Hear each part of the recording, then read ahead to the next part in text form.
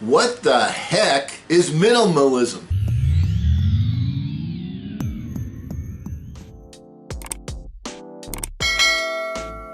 Hello again, everyone. I'm Eli's dad with Project Eli, where we educate, lead, and inspire.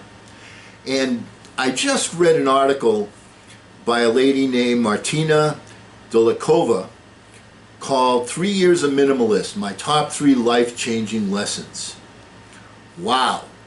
I took a look at this and, my first question is, what the heck is minimalism?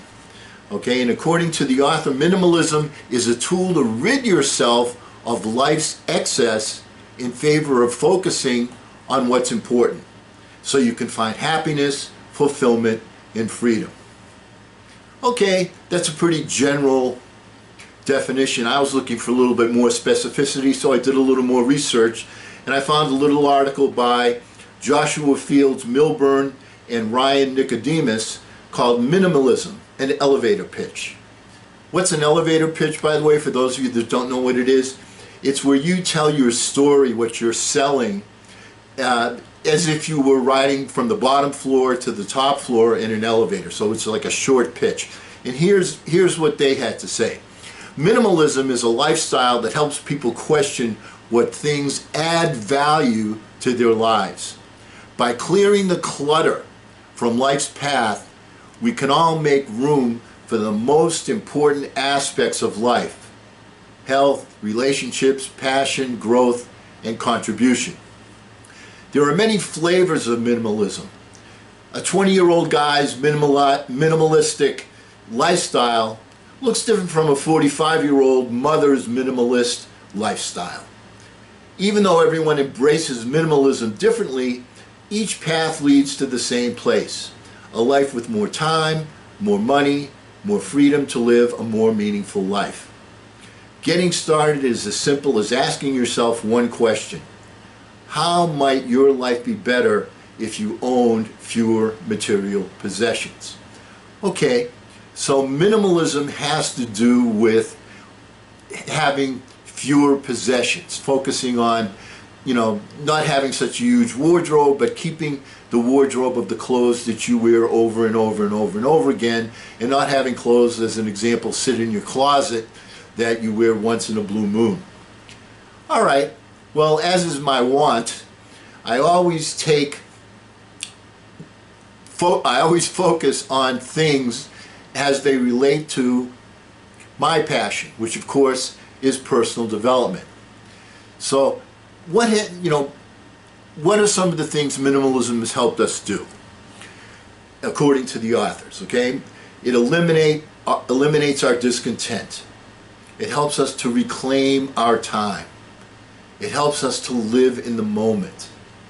It helps us to pursue our passion, discover our missions, experience real freedom, create more and consume less, focus on our health, grow as individuals, contribute beyond ourselves, rid ourselves of excess stuff, and discover purpose in our lives. When you stop and think about it, can we think of a different way to describe minimalism in a personal development perspective? I thought of it immediately.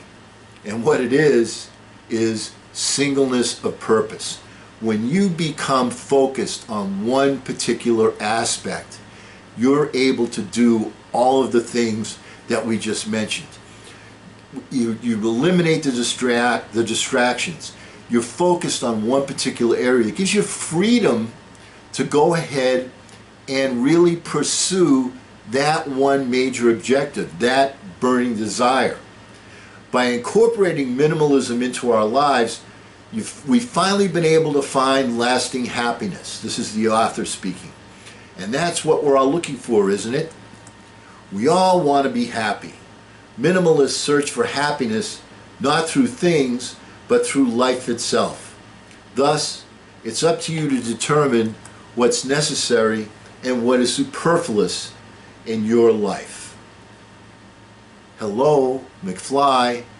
Isn't that what we've been talking about in terms of singleness of purpose, in terms of focus?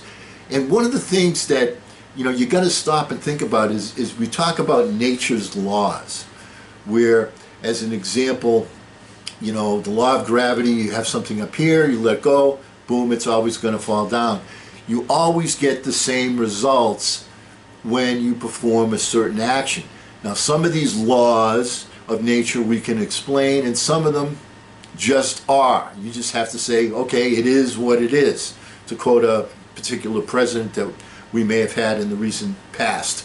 Okay, but my point is that this concept, this philosophy of focusing on a small number of things is what moves you forward in life. Does that make some sense? When you have so many things out there that you're looking at, so many distractions that you look at. One of the things that one of my mentors, and this was not one of my main mentors, this was somebody that I came across, and I don't even remember who it was, because if it was one of my main guys, I would remember him saying it. But the point is, he said, a question that you should ask yourself is, what I'm doing right now the most productive thing that I can be doing to achieve my goals? And if it's not, then what you have to do is pare it down, minimize it, so that you focus on only a few different aspects of things that you want to get done, and then go and do them. It's sort of a chunking down process. Get rid of the excess, get rid of all the accessories. It's like, as you can tell, I'm not particularly a jewelry type of guy, and there's lots of people that are, but to me, it's excess. And I appreciate other people's perspective. Certainly I'm not a fashionista in any sense of the word, but my thought is, I don't even like I haven't worn a watch in years. I just don't like it. It's extra baggage, to me. Now, to other people, it's not. You have your cell phone with you all the time. You want to know what time it is? There it is. That's what time it is. So my point is, what you want to do is pare down your daily activities so that you're focusing in on only a few things, your singleness of purpose. Next time we get together, we're going to go over some ways. We always want to give blueprints on this channel. That's the key. We don't just want to say, okay, here's the what. The key thing is the how. And that's what we're going to focus in on the next time we get together. So between now and then, I'd like you to think about some of the excesses in your life that you could clearly do without. And because we will never end a meeting on a philosophical note, let's get out there and charge! I'm Eli's dad.